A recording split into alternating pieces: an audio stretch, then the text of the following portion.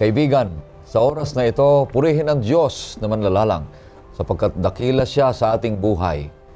Sa kanyang walang hanggang kabutihan at pagmamahal sa bawat isa sa atin, pinagpapala pa rin tayo at inililigtas sa napakaraming mga pagsubok sa buhay, mga tukso at mga kahirapan. Kaya nga't luwalhatiin pa rin natin ang Diyos sa kanyang kabutihan sa bawat isa sa atin. Isang kagalakan sapagkat ikaw ngayon ay naririto upang pag-aralan muli ang kanyang salita dito sa programang Oras ng Pag-aaral upang magkaroon tayo ng ginintuang salita ng Diyos sa ating buhay at mapapatibay, mapapatatag ang ating ugnayan sa ating Panginoong Hesus. Ang pinakatema pa rin ng ating pag-aaral ngayong trimestre ay may pamagat na pangangasiwa para sa Panginoon hanggang sa siya'y dumating. Sa temang ito, kaibigan, ipinakikilala sa atin ang pamantayan ng Diyos sa ating relasyon sa Kanya at malinaw na makikita natin kung paano mapapaunlad at mas mapalalim pa ang ating pagtitiwala at pananatiling tapat sa Panginoong Hesus hanggang sa siya'y dumating. Ito po rin ang iyong lingkod, Pastor Ray Urbi, bilang facilitator sa ating pag-aaral. At alam ko marami sa inyo ang nag-aaral ng kanilang leksyon gabi-gabi sa iyong mga tahanan. At pa rin, kaibigan, nais kong ipaabot sa inyo ang librong ito na kung sino man sa inyo ang may gusto at nagnanais na magkaroon, kayo po lamang ay kumontak dito sa amin sa NPUC, ganon din sa malapit sa iyong lugar na Seventh-day Adventist Church. At nais kong ipaabot lahat sa mga ating mga viewers na ating mga minamahal na taga-subaybay sa programang ito.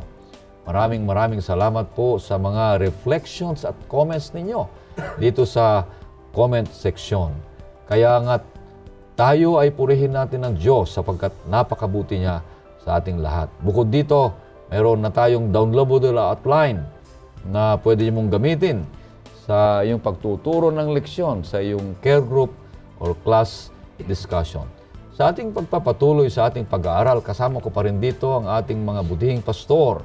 Unang-una dito na gusto nating batiin ay si Pastor Laudy Mergatos, ang ating direktor ng stewardship dito sa Central Luzon Conference. Kumusta, Pastor Laudy?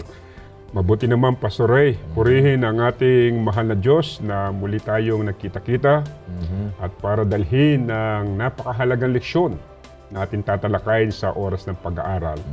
Muli po, binabati ko po ang lahat ng mga sumusubaybay dito po sa palatuntunan ng oras ng pag-aaral. Diyan po sa iglesia ng North Caloocan Home, Seventh-day Adventist Church. Kamakailan lamang ay nagdiwag sila ng kanilang ikalimang taon ng anibersaryo. At totoong napakasaya. Naway nasa mabuti po kayong kalagayan, kayo pong mga kapatid na nasa North Caloocan Homes. Maraming salamat, Pastor Laudy. Ngayon ay batiin natin si Pastor Jerry Stabilio, siya ang ating Stewardship Director dito sa North Philippine Union Conference. Pastor Jerry, kumusta? Mabuti naman, Pastor Ray at Pastor Laudy. Tayo ay masigla lang tatlo na muli nating pangungunahan ang pagtatapos ng ating lesson ngayong pag-aaral natin. Ito na ang ikalabing dalawang lesson natin. At pasalamatan natin ang ating mga taga-subaybay na sila'y palaging nananalangin para sa atin. At sa pagtatapos po ng ating lesson quarterly, sa puntong ito ay pag-aaralan natin ang magandang panghuling paksa. Nais kong batiin ang ating pong mga kaibigan at mga kapatid sa Kaisiwan, Nueva Ecija sa aming church, Pastor. Ang elder doon ay si Elder Edgar at ganoon din ang kanyang misis na isang leader din, si Sister Christy. Pagpalain kayo ng Panginoon at ganoon din ang mga kapatid sa Talavera Church na ating pinuntahan. Pagpalain kayo ng Panginoon sa inyong pagsubaybay dito sa oras ng pag-aaral. Sana po'y huwag kayong magsasawa na sana dito lahat ay masumpungan ninyo ang paglago sa ating Panginoon. Maraming salamat, Pastor Jerry. Tayo po ay manalangin. O Panginoong Diyos, sa manaming banal, kayo po ang binumukalan ng aming buhay. Yes, Lord. Nawa po ang Panginoong Diyos ang patuloy na mangangasiwa sa amin. Amen. Sa Sa pamamagitan ng Banal na Espiritu, Panginoong Diyos, nawa po ay ipagkaloob niyo sa amin at magkaroon kami ng karunungan ng langit. Yes, Lord. At magkaroon kami ng matibay na pananampalataya sa inyo. Alam namin na malapit ng darating ang aming Panginoong Yesus, pagtibayin at patatagin ang aming pananampalataya at relasyon sa Kanya. Nawa po ay ang aming pag-aaral ay maging kabuluhan at may isa kabuhayan ng aming mga mapapag-aralan. Patawarin kami, Panginoon Diyos, sa aming kasalanan. Ito hingin namin sa pangalan ni Jesus. Amen. Amen. Amen. Ang pamagat ng ating pang-12 paksana at ay ito'y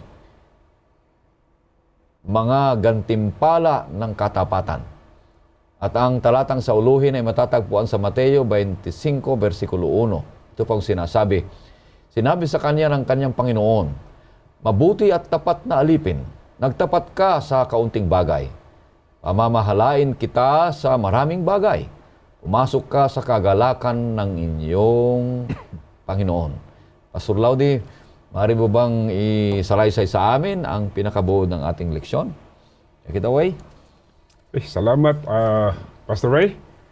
Muli po nating tutunghayan ang isang napakahalagahong tema ng atin pong pinag-aaralan na may kinalaman po sa pangangasiwa. And ang ating pong tema ngayon ay may pamagat na rewards of faithfulness, mga gantimpala ng katapatan. Marahil mga kapatid at mga kaibigan, ito na yung pinakahihintay na sandali ng lahat ng mga nagsipagal, naglingkod, at nag-effort sa lahat ng mga pinag-uutos ng ating Panginoon. At yan ay walang iba kundi ang mga gantimpala na inaasam-asam po natin mula sa ating mahal na Diyos. Ang Diyos ang nangako sa kanyang mga anak ng makalupa at pangwalang hanggang gantimpala. At yan po ay sangayon sa kanilang mga ginawa. Yan po ay nakatala sa aklat ng Tito 2, ang talatay 13 at 14. Ang ganitong kaloob ng Diyos ay nagbibigay sa atin na mas lalo pa tayong mahikayat na maging tapat sa Kanya. Kaya mapapansin po natin na ang taong lugmok sa kasalanan ay hindi maaaring makapagbigay ng katapatan sa Diyos. At hindi rin maaaring makapagpapakita ng mabubuting gawa. Subalit, ang Diyos ay binabangon tayo tungo sa panibagong buhay kay Kristo na nagdadala sa atin ng pagkaligtas sa magitan ng biyaya sa mga yaong ipinapasakop ang buhay sa Kanya. Kung kaya nga't ang Diyos ay gumagawa sa ating mga kalooban upang madama natin ang kaligayahan ng kaligtasan. Gayon din sa kaligtasan ng marami. Yaong mga inaring ganap sa pananampalataya kay Kristo ay tatanggap ng buhay na walang hanggan. Hiwalay sa gawa ng tao. Gayon pa man, ang biyayang ito ay ginagawa tayong mga bagong nilalang kay Kristo. Itinalaga para sa mabuting gawa. Sa ganitong punto, lahat ng mabubuting gawa ay bunga ng pananampalataya na ang Diyos mismo ang nagkaloob at ang gawa ng kaligtasan ay galing din mismo sa Diyos. Kaya't sa aspeto ng pagiging mabuting katiwala ay pinapakita ang material at spiritual na pagpapala na ito ay galing lahat sa Diyos at ito ay malayan niyang ipinagkakaloob. Kasama na rin dito ang pagsunod tungo sa kaligtasan. Ang lahat ng tapat sa pagkakaloob ng kanilang mga panahon, kaloob at material na pag-aari ay utang ito sa biyaya ng Diyos dahil sila ay malayang nagpapagamit bilang instrumento na inudyukan ng pag-ibig ng Diyos. Higit sa lahat, ang merito na kailangan upang tayo ay tubusin ay hindi rin mula sa atin kundi galing itong lahat sa gawa ng Diyos na siya namang naming gumagawa sa ating buhay upang tayo ay maging masunurin sa Kanya. 1 Corinto 12, ang talatay 6. Ang unang punto ng ating pagbubuod ng ating leksyon ay nais kong makita natin lahat. Tayo ay ginagantimpalaan base sa kung anong nagawa ng Diyos sa atin. Ang Biblia ay gumamit ng maraming salita na may distinct o may ibang kahulugan para sa ating kaligtasan. Isa rito yung salitang reward o sa wikang Hebreo ay shakar, nang ibig sabihin ay kabayaran sa isang kontrata, kagaya ng sahod, pamasahe, pagpapanauli ng isang gamit o kaya naman isang kabayaran. Sa ibang konsepto, ginamit naman ang salitang ekeb, nang ibig sabihin ay kahihinatnan o kabayaran sa resulta ng pagiging masunurin sa mga utos ng Diyos. Sa bagong tipan, ang Panginoon ay kinilala bilang tagapagbigay gantimpala o sa Grego ay mistapodotes, tagapagbigay kasiyahan, at kinikilala rin bilang tagapagbayad din kung mayroon ng kabayaran o kung mayroon mang kabayaran, ayon sa Hebreo 11:6. Sa ngayon sa ganitong konsepto, ang Panginoon ang tutubos ng ating mga gantimpala. Ang gantimpalang ito ay ayon sa ating mga nagawa sa buhay na ito o sa wikang Grego ay ergon. Ang gawa sa aspetong ito ay maaring ang ibig sabihin ay isang negosyo o trabaho, isang gawa o pagsisikap ng isang tao, o kabaligtaran nito ang salitang karisma sa Grego, ang ibig sabihin ay buhay na walang hanggan na kontra sa kabayaran ng kasalanan. Sa madaling salita, ang kaligtasan ay isang gantimpala o kabayaran na siyang karisma na mula sa Diyos. Ito ay hindi galing sa personal nating mga gawa o yung salitang ergon, kundi ito ay galing sa biyaya ng ating mahal na Diyos. Ikalawang punto na dala ng ating leksyon ay ang gantimpala ay binibigay dahil sa tayo ay mga anak ng Diyos. Ang katapatan ng mga banal ay dahil sa katotohanang sila ay mga anak ng Diyos. Ipinanganak muli sa pamamagitan ng pagbabago ng buhay.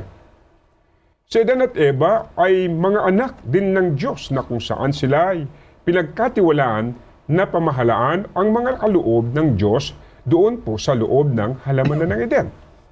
Kaya't bilang mga lalaki ng Diyos o bilang mga anak ng Diyos, sila, si Adan at Eva ay nilalang upang maging tapat na katiwala na malayo sa paghatol dulot po ng kasalanan. Subalit, ang kasalanan ay ginawa tayong mga anak ng pagkagalit. Ang Diyos sa kanyang kahabagan ay tinuturing tayong kanyang mga anak.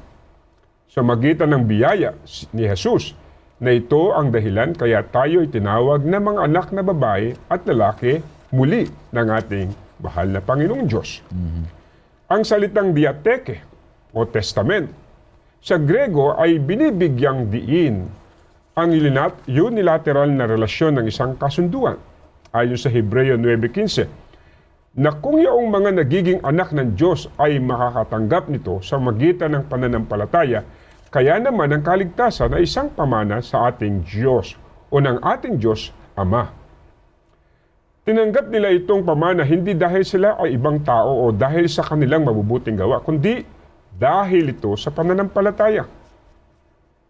Mga kapatid, sa madaling salita, ang tapat na katiwala sa mga kaloob, panahon, ikapo, at handog. Ang ating buong lakas na nagbubunga dahil sa ating relasyon na naranasan mula sa Diyos, ang ganitong tipa ng kasunduan sa pagitan ng Ama at ng kanyang mga anak ay nagsisimula sa pagkapanganak na muguli at nagtutuloy sa palagiang komunikasyon sa Diyos. Sa ikatlong puntos ay ganito, maging ang gantimpala at putong o crown ay kaloob o biyaya mula sa Diyos lamang. Ang gantimpala ng mga tinubos ay pinakikilala sa Biblia bilang prize o brabeyon sa Griego na siyang binibigay sa mga nananalo sa sinaunang pampublikong palaruan. At ang crown o putong ay napapanalunan din ng isang kompetisyon. Ang pagkuha ng ganitong mga gantimpala ay nangyayari kung mayroong pagpupursige at sakripisyo sa bahagi ng isang Kristiyano. Kung kaya nga't ang katiyakan ng tagumpay ay hindi nangangahulugan na walang kahirapan sa mga pagdadaanan, kagaya ni Jesus na siyang anak ng Diyos. Mas piniling sundin ang kalooban ng Ama sa kabila ng paghihirap. Kaya naman tayong mga anak niya ay kinakailangan tiisin at pagdaanan ang paghihirap sa buhay na ito, na huwag alisin ang gantimpala sa ating mga mata at tanggihan ng mga bagay na hindi mabuti sa atin, kagaya ng mga atleta na may disiplina upang may plano nila ang laban. Kaya naman ang merito na ating gantimpala ay nanggagaling lamang sa Diyos na siyang tapat na gumagawa sa atin at sa mga mabubuting kaloob. At ang pinakahuli sa mga puntos sa kabuod ng ating leksyon, ang kabuuan ng pagiging katiwala ay mayroong ding gantimpala mula sa Diyos. Ang pagiging katiwala ay isang praktikal at spiritual na pagtatapat, kagaya ng ating Panginoon na Jesucristo. Ang resulta ng kanyang pagtatapat sa Diyos at mabuting gawa ay nagbigay kaluguran at kasiyahan sa Kanya. Sa gayon ding paraan, ang mga tapat sa Diyos ay makakasumpong ng kaluguran, hindi sa mga bagay na kanilang pinagpagalan, kundi sa mga bagay na ginawa ni Jesus sa kanilang buhay. Kung kaya nga sa gayong aspeto, masigit nilang paglilingkuran ng Diyos, na kung saan ang kanilang mga mata ay nakatuon sa gantimpalang kaloob ng Diyos. Ang gantimpala ay tumutulong sa atin na maintindihan na ang mga bagay sa lupa ay walang halaga. Kumpara sa inihahandang gantimpala sa atin ng Diyos na kanyang tinubos. Kaya nga mga kapatid, ang buhay at maikli lamang. Ang buhay ay maikli lamang sa buhay na ito. Ang kasiyahan, yung mumunti lamang. At higit na mas marami ang walang kabuluhan at alalahanin sa lupa. Ngunit ang pangako sa mga tapat ay dalahin hanggang sa walang katapusang kadakilaan, kaligayahan, kapayapaan, at pagbabago. Ang Diyos ay tumatawag sa atin na maging tapat kahit hindi man ito ganon ka-perpekto upang tayo'y kanyang upang tayong mga kanyang mga anak ay makatanggap ng walang hanggang gantimpala.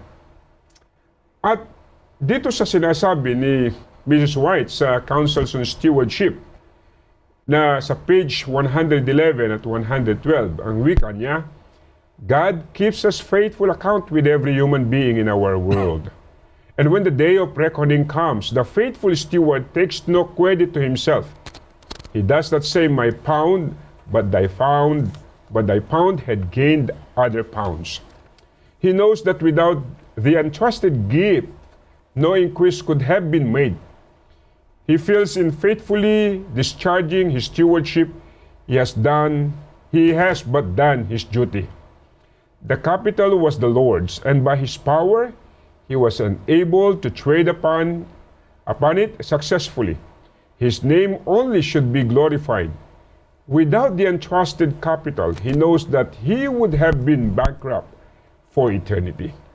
Mga kapatid, naway nakita po natin ang mga mahalagang puntos ng pagbubuod ng ating leksyon ng mga gantimpala na ipinagkakaloob ng Diyos sa bawat isa sa atin.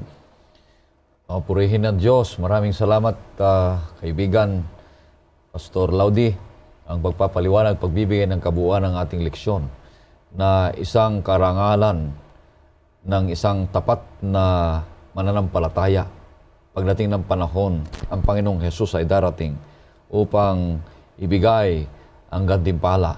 Hindi dahilan doon sa gawain natin, kaya kailangang tumanggap tayo ng gantimpala na parang sahod na makakatanggap ka ng nagtrabaho ka dahil makakatanggap ka ng sahod. Pero itong gantimpala na katapatan natin ay ililigtas tayo ng Panginoong Diyos na bilang gantimpala, hindi dahilan sa ating mga ginawa, kundi ito isang regalo ng Panginoong Diyos dahil naging tapat tayo sa Kanya. Amen. Isang mabuting kaibigan ng Panginoong Hesus na ibibigay sa atin ang buhay na walang hanggan bilang isang karisma, sinabi mo, bilang isang gift na binigay sa atin ng Panginoong Diyos na hindi natin pinagpaguran, kundi naging tapat talang tayo sa Kanya sapagkat ang katapatan ay galing sa Kanya. Kaibigan, patuloy tayong nag-aaral ng mga salita ng Panginoong Diyos at alam ko si Pastor Jerry ay nakahanda na dyan ng mga ilang mga punto ng detalye ng ating leksyon. Pastor Jerry. Salamat, Pastor Ray. Namamahala para sa Panginoon hanggang sa siya ay dumating. Patapos na ho. Ito na ho ang huling topic natin. Ang topic po natin ay gantimpala o mga gantimpala ng katapatan. Mga minamahal na mga kapatid, isang malinaw na tatak ng pagiging katiwala ng Diyos ay ang pagiging tapat. Yan po ay sinasabi ni Apostol Pablo sa unang Korinto 4:1 at 2. Na ang wika po niya doon sa mga talata, kaya't ituring ninyo kami bilang mga lingkod ni Kristo at mga katiwala ng mga hiwaga ng Diyos. Bukod dito, kailangan sa mga katiwala na sala ay matagpuang tapat. So ang pagiging tapat ay isang kahilingan sa pagiging katiwala. It is the requirements to become faithful or to become a steward of God. So ito po isang kahilingan para sa isang pagiging katiwala, ang magtapat. Sinabi sa banal na kasulatan, mga kapatid, na gagantimpalaan ng Panginoon ang katiwala sa pagiging tapat.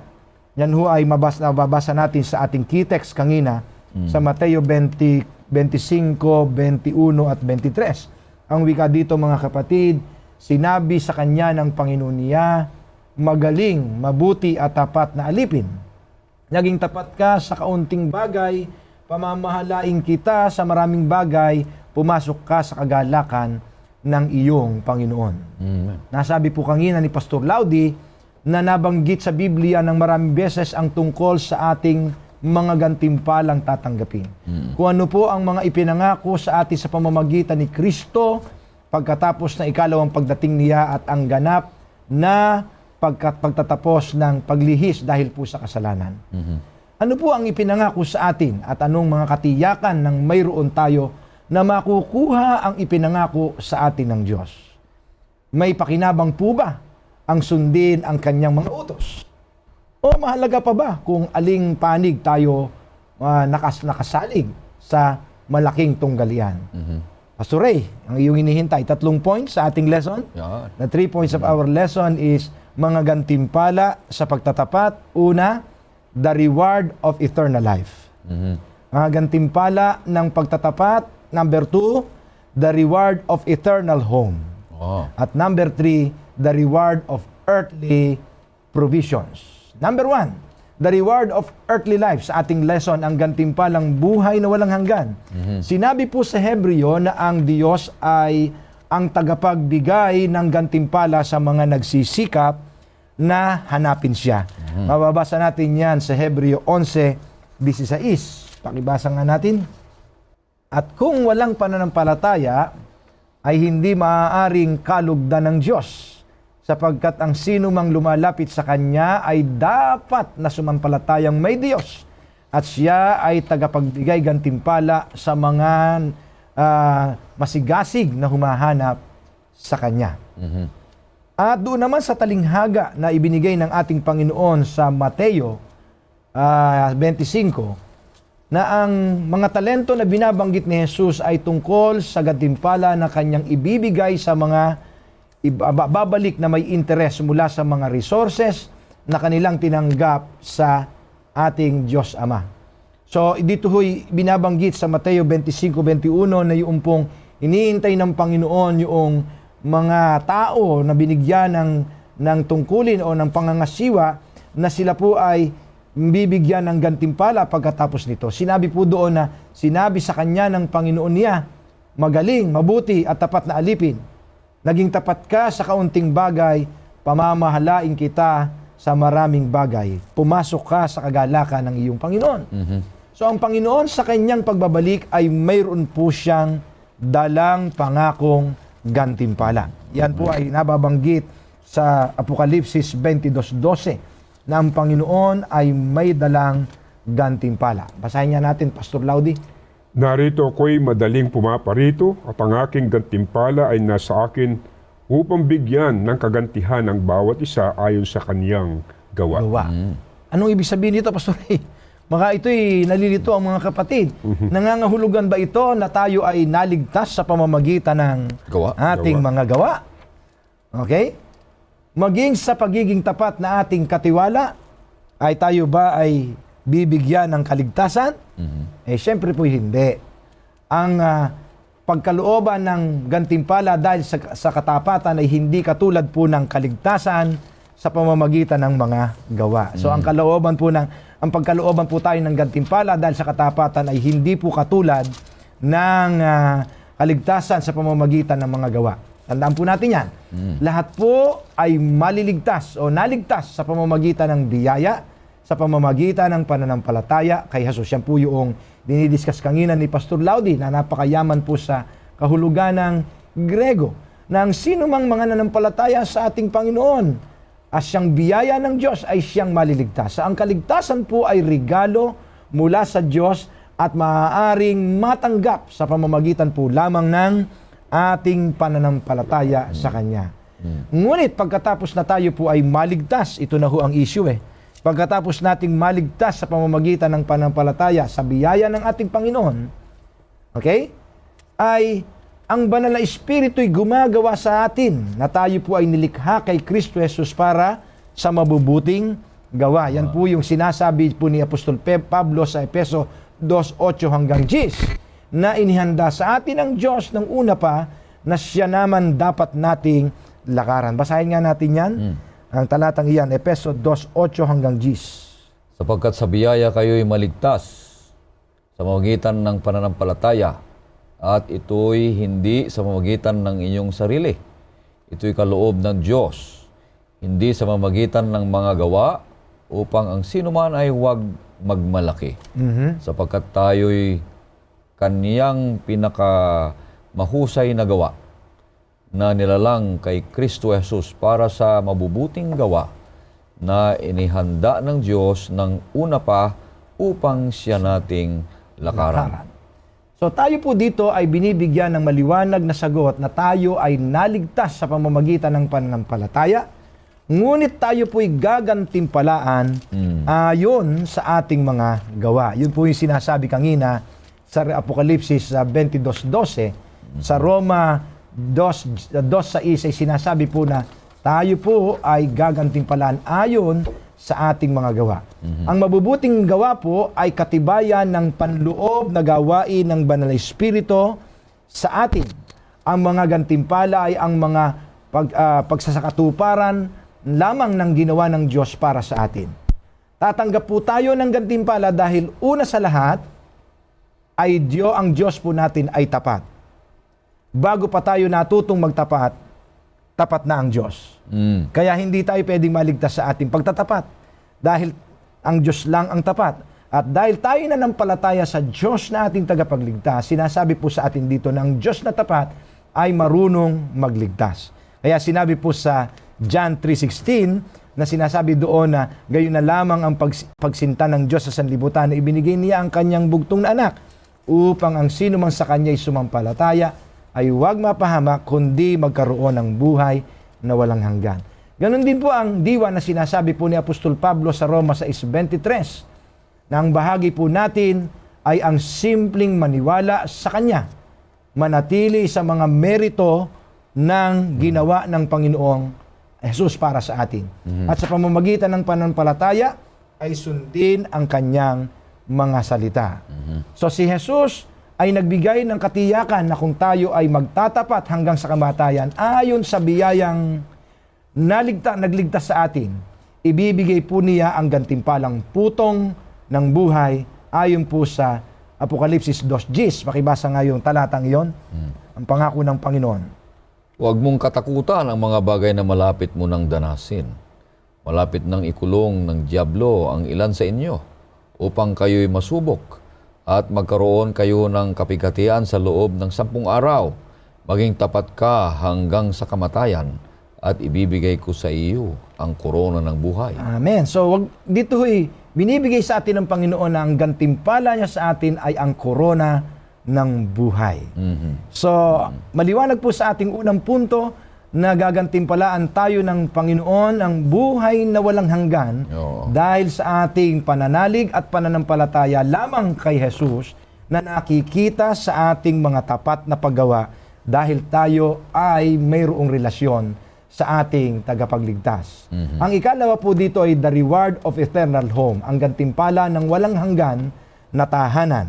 Yan ho ay sa larawan ng New Jerusalem.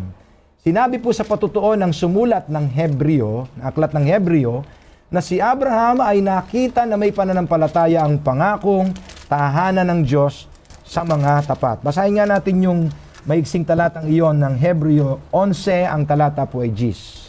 Sapagkat inaasahan niya ang bayang may mga kinasasaligan na ang nagtatayo at gumawa ay ang Diyos. Wow, ang ganda ho. Ang Diyos ang gumawa ng tahanan. Nakikita ni Abraham na may pananampalataya. At ito rin po mga kapatid, ang nakita sa pangitain ni Apostol San Juan sa Apokalipsis 21. Ito nga po yung tinatawag nating bagong Jerusalem. Isang tanawin na kung saan ito po ay puno ng kagandahan na walang kaparis at walang kapintasan. Isang lugar na ipinangakong gantimpala ng Panginoon sa mga tapat niyang mga anak at mga tapat niyang mga katiwala. Na doon po ay isang kagalakan na makita natin ang mukha mismo ng ating Panginoon na may-ari ng langit at ng lupa, na lumikha ng lahat at nagligtas po sa ating lahat. Sa mga susunod sa ating Panginoon na sa pamamagitan ng pagtupad sa kanyang mga kautusan at sa kanyang tipan, ay ipinangako po niya sa Exodus 19, ang kapitulo po ay 19, ang talata po ay 5, ay ang ganitong mga pangako para sa mga susunod at tutupad sa tipan ng Panginoon.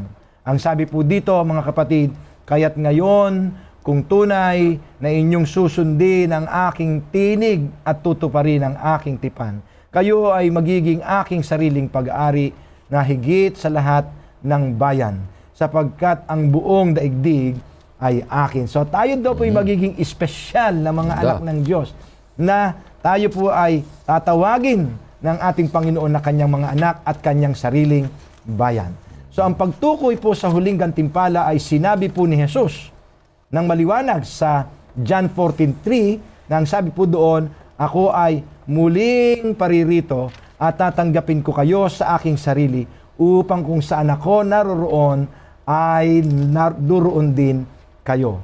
So ang pagtukoy po ng ating Panginoon sa huling gantimpala ay kanyang ibibigay sa kanyang muling pagparito.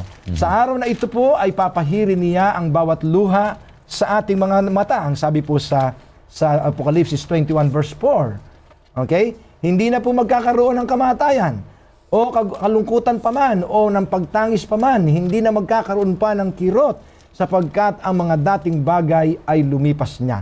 Yan po ang sinasabi niya sa Apokalipsis 21:4. Sinabi ng Panginoon na siya ay darating na mabilis. Sinabi ni Jesus, at ang aking gantimpala ay nasa akin upang ibigay sa bawat isa ayon sa kanyang gawain. Yun ang karugtong na talata sa talatang 12.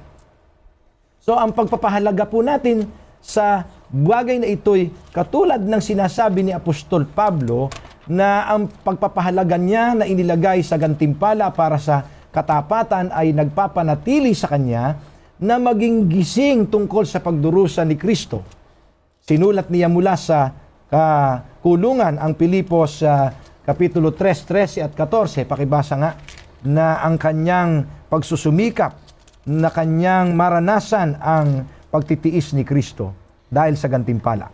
Mga kapatid, hindi ko pa inaaring naabot ko na, ngunit isang bagay ang ginagawa ko.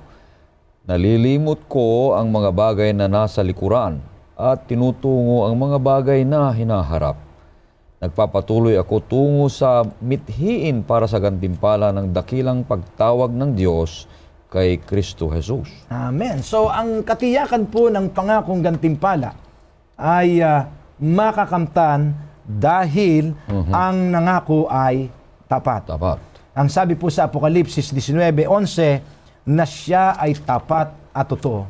Alam mo, Pastor ayon po sa karanasan ni Josue, napatunayan niya na ang Panginoon na nangako ay hindi naglikat o walang mga pangako niya ang nabigo. Basahin nga natin yan, ang Josue 21:45. Wala ni isa sa lahat ng mabubuting pangako na ginawa ng Panginoon sa sambahayan ng Israel ang hindi natupad. Lahat ay nangyari. Amen. So ganyan mangako ang Panginoon. Ang sabi niya ay siya'y babalik na ang dala niya ay gantimpala. Ang sabi doon kanina sa Apokalipsis 2:10 na ang gantimpalang ito ay putong o korona ng buhay. Yun ay mangyayari sa ikalawang pagbabalik ng ating Panginoon. Ang ikatlo po ay the reward of earthly provisions. Ang gantimpala ng paglalaan sa lupa. Alam mo, Pastor Ray, mababasa natin sa Biblia ng maraming beses din na hindi pinangako ng Diyos sa kanyang mga anak na sila ay magiging mayaman ng lubha sa mga bagay ng sanlibutan ito. Ano? Sa katunayan po, sinabi niya na ang lahat ng nabubuhay ng maka-Diyos na buhay ay dadanas ng pag-uusig. Paghihirap, opo. So, ang sinasabi po ng Panginoon dito ay kinakailangan na tayo po'y tumingin ng higit na kayamanan na nasa langit. Sapagkat ang mga kayamanan, sabi mga Pastor Laudi kanina, sa lupang ito ay mabilis na lumilipas. Kaya nga ang ating tiwala ay dapat na nauukol lamang sa ating Diyos. Marahil marami po sa atin ay nawala ng lakas ng loob na mabuhay na tapat. Maaaring nagtatanong ang ilan po sa atin, bakit minsan tila ang masasama pa ay ginagantimpalaan ng gantimpala ng kasaganaan habang ang mga matutuwid na tapat ay parang nagdurusa. Naghihirap. Parang nagtatanong tayo ng ganon. Kaya nga po ang Biblia ay nagpapaalaala sa atin na hindi po lahat ay gagantimpalaan sa buhay na ito. Mayroon talagang gagantimpalaan ng higit sa buhay na ito doon sa buhay na ipinangako ng Panginoon. Bago ang ikalawang pagparito ni Jesus, ang ilan ay aalipustahin at uusigin dahil sa kanilang pagtatapat sa Kanya. Ngunit ang sabi po doon, malaki ang kanilang gantimpala sa langit. Mateo 5:11 at 12. Ang iba po sa atin ay alang-alang sa Diyos ay tatanggapin ang pandarambong o yung plunder, no? Abusuhin sila sa kanilang mga ari-arian. O mamamatay pa nga yung iba bilang mga martir sa pagkaalam na mayroon silang mas mabuti pang matatag na pag-aari para sa kanila sa langit. Gusto kong ating basahin nga yung talatang iyon. Hebreo 10:34. Aklat ng Hebreyo, Kapitulo 10, ang talatay 34. Sapagkat kayo'y nahabag sa mga bilanggo at tinanggap ninyo ng buong galak ang pagkasamsam sa inyong mga ari-arian. Palibhasa inyong nalalamang mayroong kayong isang pag-aaring higit na mabuti at tumatagal. Ang ganda, mga kapatid. So, tinitiyak po sa atin dito na yung pong mga nagtatapat sa Panginoon ay tinitiis po itong mga pandarambong na ito sapagkat meron silang inaasahang higit na pagpapala o higit na gantimpala sa langit. So, ang tiyak na pangako ng Diyos sa atin, mga kapatid, kung tayo po ay magtatapat sa pananampalataya sa Kanya, ay sinabi po niya yung tiyak na pangako niya na gagawin niya sa atin sa Filipos 4:19. Filipos 4:19.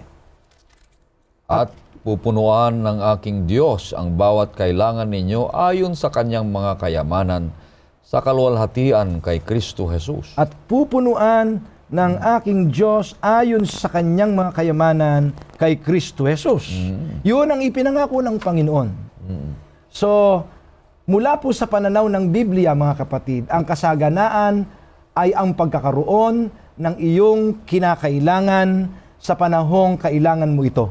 Ang isip kasi ng iba, pagka sinabing sagana ay yung maraming ari-arian, lupain. Yung pong pananaw ng Biblia sa salitang kasaganaan ay sa panahong kailangan mo, mayroong kang nakukuha. Hindi nauubos, sagana. Yun ang pinangako ng Panginoon na ibibigay niya sa atin at pupunuan ang ating mga pangangailangan ayon sa kayamanan ni Kristo na ating pong Panginoon. Ang kasaganaan ay maging mapagpasalamat sa mga bagay na nasa iyo sa Panginoon na magtiwala ka sa Kanya sa lahat ng bagay. So ito po ang tatlong ating punto, Pastor Ray, the reward of eternal life and the reward of eternal home, the New Jerusalem, and the reward for earthly provisions. God will provide all our needs if we will be faithful to Him as His steward. Wow, napakaganda, kaibigan. Naintindihan natin na ang gantimpala ay ibibigay sa atin ng Panginoong Diyos. Naghihintay na yan para sa atin. Nga lang tayo ay dapat maging matapat na kanyang matatagpuan pagdating niya dito sa balat ng lupa. At iuwi tayo sa langit na bayan. Yan ang mga gusto kong tatlong bagay, Pastor Jerry, na walang hanggang buhay na ibibigay sa atin. Walang hanggang tahanan, siyempre, may tahanan tayo. At yung reward ng paglalaan ng mga kailangan natin dito sa lupa. Amen. Yan ay matatamasa ng bawat isa sa atin kung tayo'y maliligtas sa langit na bayan. At ang kaligtasan pala ay hindi sa ating mga gawa, kundi ligtas na tayo, kaya tayo'y may kapangyarihan na gumagawa ng mga mabubuting bagay sa kadahilan ng mahal natin ng Panginoong Diyos at tayo'y umaasa na may magantimpalang pagkatapos niya na ibibigay niya sa atin. Hindi dahilan sa mga ginagawa natin, kaya tayo'y gantimpalaan ng Panginoong Diyos. Dahil ang gantimpalang kaligtasan ay hindi dahilan sa mga ginawa natin, kundi dahilan sa ginawa ng Panginoong Diyos sa ating buhay, na iniligtas tayo sa mga pagkalugmok ng kasalanan at tinutulungan tayo upang mapagtagumpayan ang lahat ng mga bagay na iyan sa magitan ng kapangyarihan ng Banal na Espiritu. Kaya patuloy na tayo gumagawa ng mabuti sapagkat mayroon tayong kapangyarihang gumawa ng mabuti sapagkat iniisip na tayo ligtas na sa mga makabundong bagay at inaasahan na lang natin ang pagdating ng ating Panginoong Jesus. Kaya napakaganda ito, Pastor Jerry. Yun yung sinasabi ni Apostol Pablo sa Roma 6:23 ng pagkakaiba ng dalawang salita na kabayaran at saka yung isa ay gift. Gift. Okay, sabi nga, sapagkat ang kabayaran ng kasalanan ay kamatayan. Akalain mo, babayaran ka, seswelduhan ka ng paglilingkod mo sa kasalanan, papatayin ka niya. At yung ipatay yung ang bunga noon ay kamatayan niya. Pero ang Diyos, pag nagbigay ng gantimpala, yung sinasabi nating karisma, yung kanina, Positive. ay kay Jesus, dahil kay Jesus, ay bibigyan niya tayo ng buhay na walang hanggan. So kasama po sa ipinapangako sa atin ng Panginoon na maliwanag ay sa Roma 6:23 na yung tinatawag nating putong ng buhay dahil sa ating pananampalataya kay Jesus. Hindi rin maiiwasan na dahil sa gantimpala ng buhay na walang hanggan, ay talagang patitikimin din tayo ng Diyos na makapasok sa napakagandang tahanan na inihahanda niya sa atin. Yun yung sinasabi kanina doon sa John chapter 14, 1-4, na ang Panginoon ay pupunta sa kanyang Ama upang ipaghanda tayo ng dakong tatahanan natin. At kung maipaghanda na tayo, ipinangako niya sa kanyang pangako na muli siyang babalik.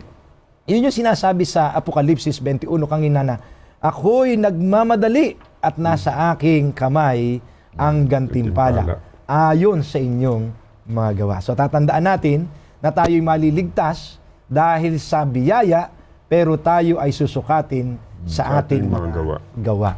Ang ibig sabihin nito, Pastor Jerry, in place yung pagpapahalaga ng Diyos kung ano ang mga gawa natin. Kasi meron akong natunghayan na isang pangyayari na hindi siya pumapahayag. Mahalaga yung gawa, sabi niya, para sa kaligtasan natin yan. Maganda mo lang po yung gawa. Kaya lang po dapat ilagay natin po sa lugar. At saan lugar natin inilalagay ang ating mga gawa pagdating sa kaugnayan sa kaligtasan. Kaya napakainam ng ating pag-aaral ngayon. Dapat maintindihan ito ng lubusan ng ating mga kapatid na napakahalaga ng gawa sa buhay ng tao. Kaya lang, alam natin kung saan natin inilalagay. Ito ba'y para tayo maligtas? O ginagawa natin ito sapagkat ito'y bunga ng ating pagkaligtas. At sa mga gawa natin, tayo'y ginagantimpalaan ng ating mahal na Diyos. Gusto ko yung punto na yun, Pastor Laudy, Pastor Ray. Gusto kong makita natin siguro doon sa punto ng pagtatapat. Sa punto ng pagtatapat ay para ma-appreciate natin na parang yun din ay isang kaligtasan na sinasabi sa prinsipyo na tayo ay nagtatapat hindi para maligtas. Ang katiwala ay nagtatapat hindi para maligtas, kundi siya ay nakaranas ng kaligtasan na yung kaligtasan ay inaakay siya sa pagtatapat sa Diyos na tinanggap niyang tapat na nagligtas sa Kanya. Maganda. So yun pong pagtatapat ay bunga, resulta ng ating tinanggap na pagtatapat ng Diyos sa atin. Na tayo'y iniligtas sa kabila ng tayo'y maraming pagkukulang at kasalanan. Yung bago pa narating ng tao na magtapat siya sa Diyos, tapat muna ang Diyos sa kanya. Hindi ka makapagtatapat ng hiwalay ka sa Diyos. Yun ang ibig sabihin. So yung sinasabi sa John chapter 15, no? Sa John chapter 15, sinasabi niya, ako ang sanga, ako ang puno, kayo ang mga sanga. Wala kayong magagawa kung hiwalay kayo sa akin. So hindi kayo makapagtatapat nang hindi tayo nakadugtong sa kaligtasan na ibinigay sa atin ng Panginoon. Sa bahagi naman ng bunga, ay kapag ka talagang hindi ka naman nakadugtong sa puno, hindi po pwedeng magbunga. Yung sustansya dapat ng puno, sinihigop dapat yun ng sanga. At yung sustansya na yun, nakikita po sa mga bunga niya. At yung bunga na yun ay bunga nun na isa'y katapatan. Sabi ng Galatians Kapitulo 5, 22 o 23, no? Bunga ng Espiritu. Ito ay katapatan. At hindi siya makapagbubunga talaga kung hindi siya nakakabit doon sa puno. Sa puno ng katapatan. Puno katapatan. Kaya ang bawat isa sa atin, kahit nakagawa man tayo ng mabubuting bagay, ang mabubuting bagay na itong ginawa natin ay hindi para sa atin. Kundi ginawa ng Panginoon Diyos sa atin. Para sa atin. No? Yun yung sustansyang credit pa rin sa dumadaan. Panginoong Diyos, lahat ng ginawa nating mabubuti. Pero kung i-credit natin yung mga mabubuting bagay, legalismo tayo. Opo. Parang sinasabi mo, ay kailangan ako maligtas kasi sumunod ako 10 utos. Ay hindi ganon. Kundi naligtas tayo dahilan sa ating pananampalataya at sa biyaya ng Panginoong Hesus. Sa pamamagitan ng pananampalataya. Sa pamamagitan ng ating pananampalataya.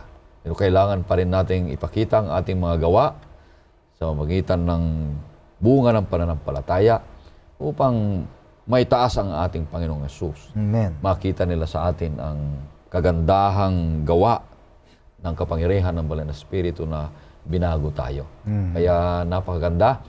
Ito yung mga last words natin, Pastor Jerry at Pastor Laudy. Gusto ko na lang akayin ang mga kapatid na wag ho ninyong pababayaan na matatapos ang quarterly lesson na ito, Pastor Ray, Pastor Laudy. Yung Friday lesson ay inyo pong basahin, mga kapatid. Yun pong pangarap sa pagiging katiwala ng mga iglesia ng Seventh-day Adventist sa buong mundo. Gusto ko po na yun ay inyong tunghayan. Yun po ang yugto ng lahat ng nangyayari. Yun na po ang lundo, mga kapatid. Yun ang lundo. Yun na po ang nagsasabi, yung statement na yan sa Friday lessons, yan ho ang nagsasabi ng naranasan natin sa buong quarter ng ating training, seminar marahil, o ng ating pakikinig, pag-aaral ng Sabbath School lesson. So mga kapatid, habang naghahanda po tayo para sa pagbabalik ng ating Panginoon, pag-aralan po natin ang Biblia araw-araw. At matuto po tungkol sa mga gantimpala ng katapatan. Akin din pong dalangin na tayong lahat ay mapuno ng Espiritu Santo. At sana po sa pamamahala ng pera at mga kayamanan ng Diyos na nasa ating mga kamay, magawa po sana nating mailagay ang ating naisahuli at ang Diyos sa una. Put God first. Amen. So, Pastor, meron ka pang huling ano diyan? Itong huling leksyon po natin, mga kapatid, ang siyang pinakakabang-abangan ng mga tao sa balat ng lupa. Tayo din bilang mga mananampalataya. Pagkatapos lahat ng ating mga hirap, mga pasakit, mga gawain sa mundong ito, kaya hanapin natin at titignan natin kung anong mga gantimpala ang atin pong magiging tatanggapin natin mula sa Panginoon Diyos. Mga kapatid, ang pinakamahalaga sa lahat, bagamat alam po natin na meron tayong gantimpala, panatilihin po natin ang ating pagtatapat sa Diyos. At sa magitan po ng ating mga dalangin, hilingin natin sa Panginoon na tayo'y pakitunguhan ng Banal na Espiritu sa tuwi-tuwi na at matuto po tayong sumunod sa mga kalooban ng ating mahal na Diyos. Kaibigan, mayroong kasabihan na make your life as perfect as possible. You'll pass over the way but once, and precious the opportunities granted you. Kaibigan, masumpungan nawa ng ating Panginoong Diyos ang bawat isa sa atin na tapat na naglilingkod at namamahala sa kanyang mga kayamanan dito sa lupa.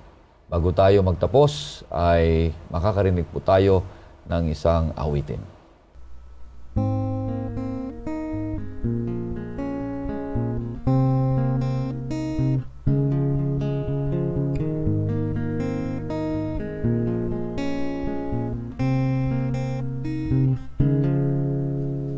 Minsan,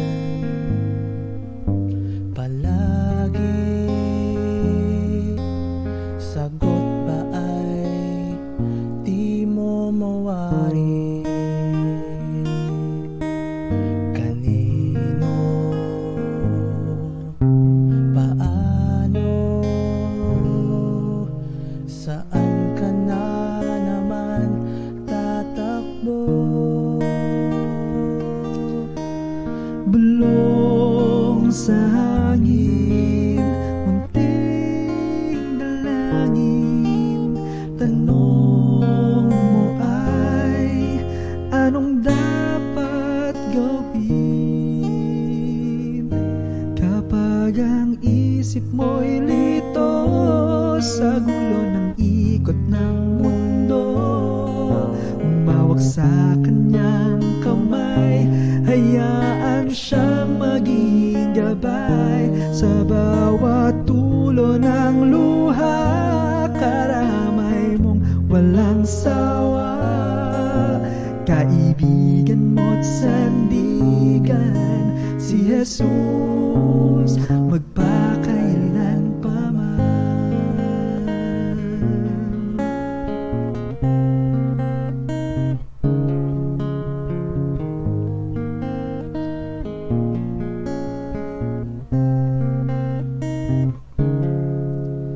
Panalo, talo, ano ang pinaglalaban mo?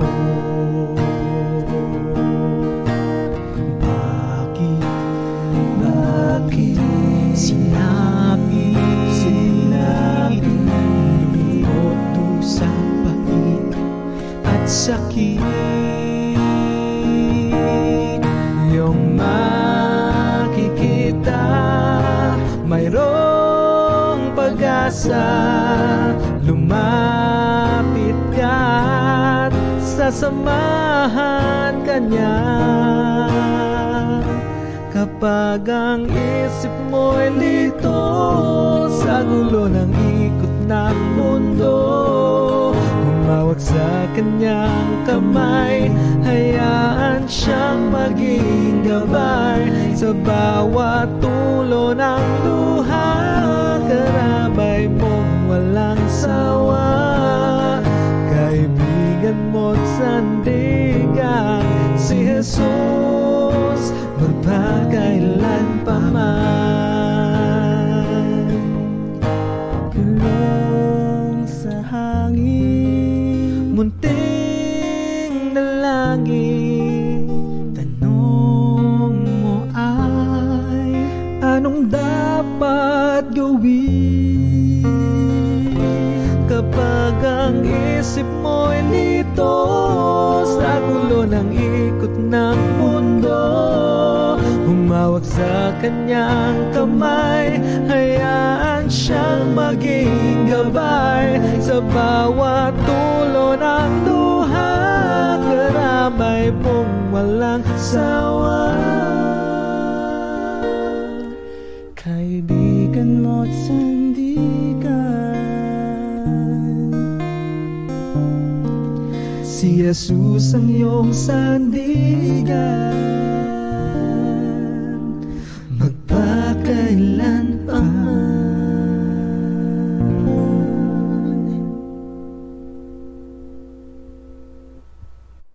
Okay? Pastor Jerry. Tayo po'y manalangin. Mahal na Diyos, tapat, dakila, sa inyong mga pangako, hindi po kayo nabibigo. Tinuruan nyo ang bawat isa sa amin na sa buong lesson quarterly na ito ay humakbang na isang mabuti ninyong tagapamahala bago dumating ang aming Panginoong Hesus.